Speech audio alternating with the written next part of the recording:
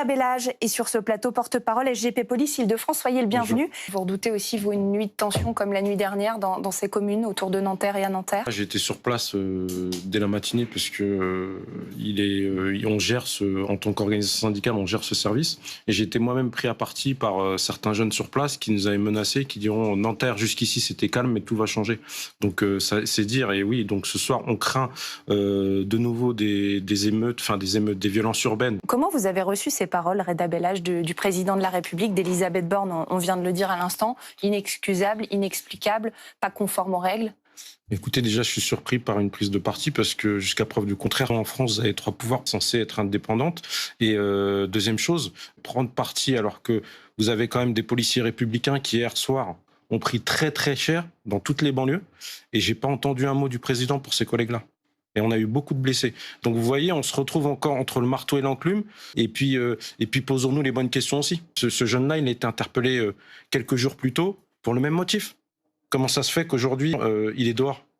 Malheureusement, il n'y est plus, mais en tout cas, il était dehors au moment des faits hier et il commettait le même délit. J'aurais préféré qu'on trouve des solutions et puis qu'on discute, qu'on se mette autour de table, qu'on en parle. Mais là, aujourd'hui, on a un positionnement du président qui déplaît aux collègues de terrain, clairement. Est-ce que vous avez pu vous entretenir avec, pas le policier qui est en garde à vue, mais peut-être certains de ses collègues, dans quel état d'esprit ils sont et est-ce qu'ils comprennent eux aussi, d'une certaine manière, la colère et les questionnements qui découlent de la vidéo? Alors, je vais me permettre de revenir sur ce que vous disiez juste avant. On ne se base pas, comme dans des affaires précédentes, sur un procès verbal. Le collègue, il s'est fait foncer dessus, il ne l'a pas mis par écrit. C'est-à-dire que vous avez votre radio, vous venez de faire usage de votre arme de service, vous avez à peine le temps de passer le message et je me suis fait foncer dessus, j'ai tiré. Voilà. Est-ce qu'eux comprennent aussi qu'aujourd'hui, à Nanterre notamment, on se pose la question de ce qui s'est réellement passé?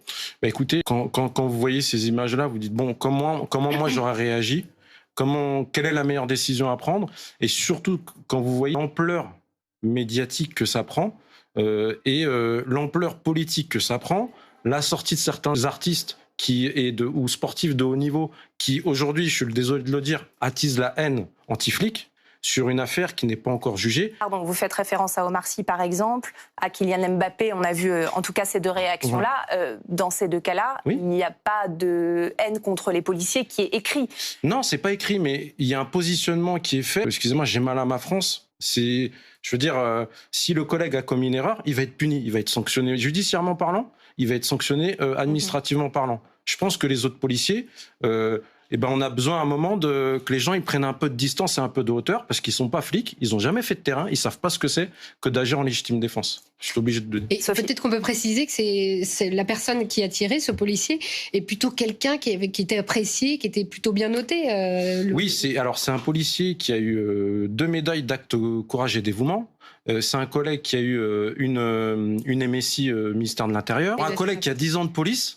C'est rare, c'est très très très rare. Et donc je pense que c'est important de le souligner. Et il a participé au Gilet jaune, il a été blessé, il a sauvé la vie d'une personne. Et en fait, l'avenir va nous le dire, l'enquête va nous le dire. Mais écoutez, oui, le policier ne peut pas être parfait, on ne peut pas faire des interventions que parfaites. S'il a commis une erreur, il sera puni. Si c'est un accident, il sera puni de manière différente. S'il y a légitime défense, tant mieux. Oui.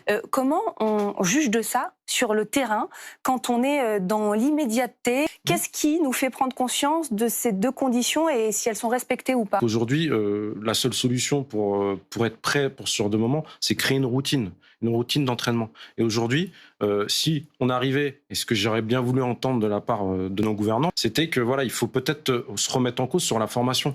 Aujourd'hui, par exemple sur la région parisienne, Petite Couronne, où on est la sous-direction de la formation, elle a besoin d'une centaine d'effectifs. C'est juste énorme en fait.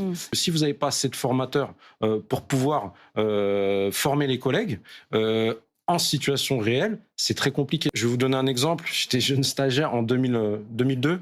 Voie de bus, un Porsche Cayenne qui avait renversé toute une famille et tué tout le monde. Voilà. Donc vous, quand vous êtes policier, vous avez de l'expérience. En fait, vous avez toutes ces images-là qui vous viennent en tête. Mais bon, nous, on doit en une fraction de seconde décider si oui ou non. Mais oui, on a un cadre légal, on a un cadre administratif qui est prévu. Cette nuit encore à Grenoble, un policier a été traîné sur 30 mètres par un scooter. C'est le genre de choses que vous voyez aussi régulièrement, des collègues qui sont blessés? Bien sûr, c'est notre quotidien. si on décide de faire usage de notre arme, c'est que vraiment, on sent qu'il y a un danger pour une personne, pour notre collègue ou pour nous-mêmes, et c'est à ce moment-là qu'on tire. Est-ce que cette évolution de la loi en 2017 sur l'usage des armes par les policiers, et notamment avec cet aspect du refus d'obtempérer, ça n'a pas été un peu la porte ouverte à parfois plus de relâchement de la part des policiers ou de mauvaise appréciation de la situation? On sait qu'on a le droit, donc on le fait parce qu'on ne sait jamais.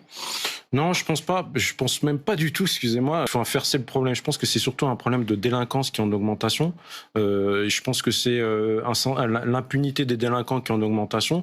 Et je pense que c'est la banalisation de la violence qui est en augmentation. J'ai vu lever les yeux au ciel pendant que Patrick Chemovic disait qu'il fallait peut-être revoir cette stratégie du maintien de l'ordre. Pourquoi vous avez levé les yeux au ciel? Parce que jusqu'à preuve du contraire, peut-être c'est sa mère, c'est ça? Oui, c'est un ancien policier? C'est le maire de Colombes. C'est un ancien policier? Oui, ça n'empêche pas d'avoir un avis. D'accord, non, mais il donne un avis, mais il juge une chose alors qu'il n'a jamais été sur le terrain. Il s'est peut-être jamais fait agresser, il s'est peut-être jamais fait cambrioler. Il a jamais perdu quelqu'un suite à un délit de fuite, qui a eu un accident corporel de la route. Donc voilà, donc même moi qui suis ancien policier de terrain, c'est pour moi difficile de juger. Nous, autour de cette table, on peut que un peu analyser, mais on n'est pas à la place des policiers qui sont sur le terrain. Je ne sais pas si monsieur le maire est au courant. On a une unité qui s'appelle l'unité d'éducation et de la sécurité routière. On a eu le cas sur Val-de-Marne, je parle du Val-de-Marne parce que je suis ancien secrétaire du département du Val-de-Marne. On a un jeune une fois qui a coupé, il n'était pas poursuivi par la police, il a coupé, il s'est fait shooter, il est décédé.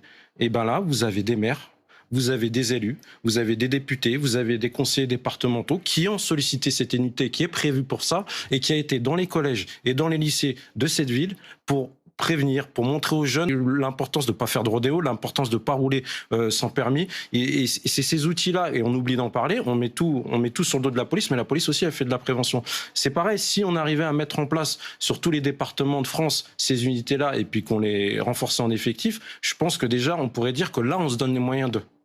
Et sur la question du racisme qui a été évoquée par monsieur le maire?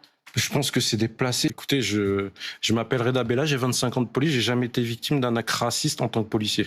Voilà, je ne sais pas si ça vous va comme réponse. Et moi, je suis policier de terrain et moi, je l'ai vécu. Si jamais ça m'était arrivé, déjà, j'aurais déposé plainte et je pense que j'aurais démissionné. Donc, je pense que je suis mieux placé que monsieur le maire. Et ça, vous voyez, je pense que justement, faire des généralités, ça, c'est une problématique. On l'a eu à l'époque avec monsieur le ministre de l'Intérieur, monsieur Castaner.